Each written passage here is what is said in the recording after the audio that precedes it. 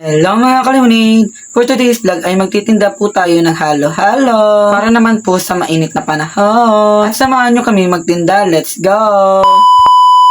Ngayong araw nga po mga kalimunin, maaga nga po akong nagising kasi magtitinda po kami ng halo-halo. Kali nga po mga kalimunin, maaga nga po ako namili pero di po ako nakapag-video. Pasensya na po. Dahil po mga kalimunin, hindi ko pa naisip na mag-vlog.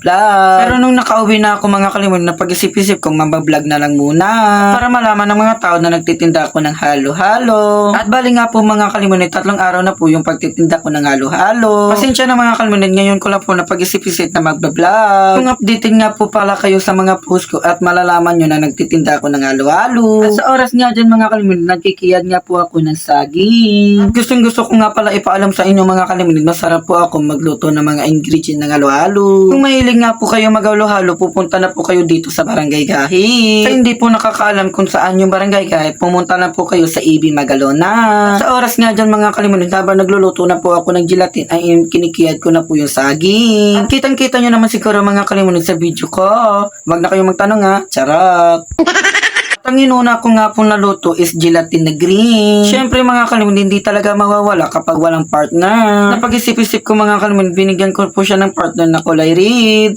Sana all my partner. Paano naman kaya ako? Charot.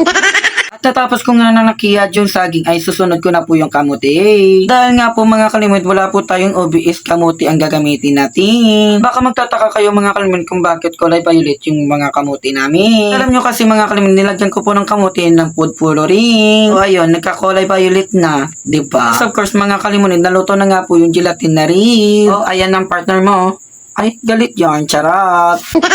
Ayun na nga po mga kalimunid, naluto na po yung 2 gelatin at sinunod ko na po yung saging. Bali nga po mga kalimunid, nilagyan ko lang na po ng kalamay at saka tubig. Siyempre mga kalimunid, nilagyan po natin ng kalamay para matamis yung saging. Sinunod ko na nga po yung tubig para maparami yung tignan yung saging ko.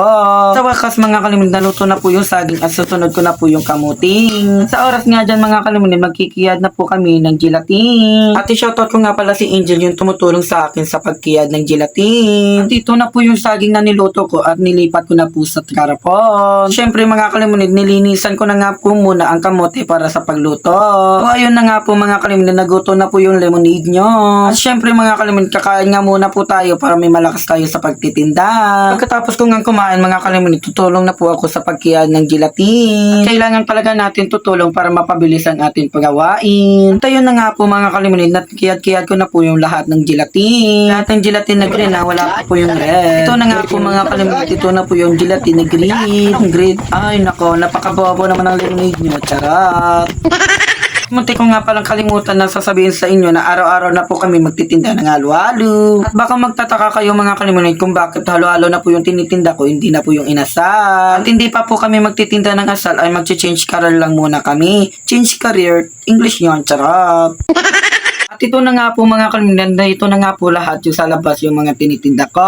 At bali nga po mga ingredients ko po mga kalimutan is kamote, saging, gelatin, mais, sinagatas, kalamay, and syempre wag na tayong nakalimutan yung ice. Yellow ba? Yellow. Charot. At ito na nga po mga kalimutan, may mga customer na agad kami. Uy, Diyos ko, aga-aga may customer agad. Sana At gusto ko nga palang i-shoutout si Princess Vasquez sa pagtulong sa akin. O, ano kayo? May assistant ako na. Kayo ba? Charot.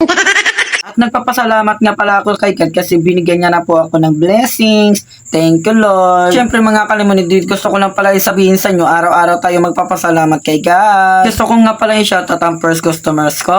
Hindi nga pala mga kalimunid, yung first customer ko is Liba Kabilog. Uy grabe ganun talaga kapag masarap magtimpla. Kitang-kita nyo naman siguro mga kalimunid yung customer ko, no? Ito nga pala mga kalimunid is 10 pesos. Pwede talaga kayo magtambay dito mga kalimunid kasi may piso wifi dito. At gusto ko nga pala ipakita sa inyo ang pika-pika na pwede nyo tambayan. Wag na wag kayong mag-alala mga kalimunid, aabot naman dyan ang piso wifi namin. Alam nyo mga kalimunid, walang tigil yung pagbe-blend ko ng yelo kasi maraming customer. Palagi nga pala ako nauubusan ng ingredient kasi ang daming customer lagi. Alam nyo naman, masarap pa talaga ako magtimpla. Hoy. At subukan nyo na lang pumunta dito mga kalimunid, hindi talaga kayo magsisisi. Sa mga gusto nga pala magpapa-shoutout, please mag-comment lang kayo para mapa-shoutout ko kayo.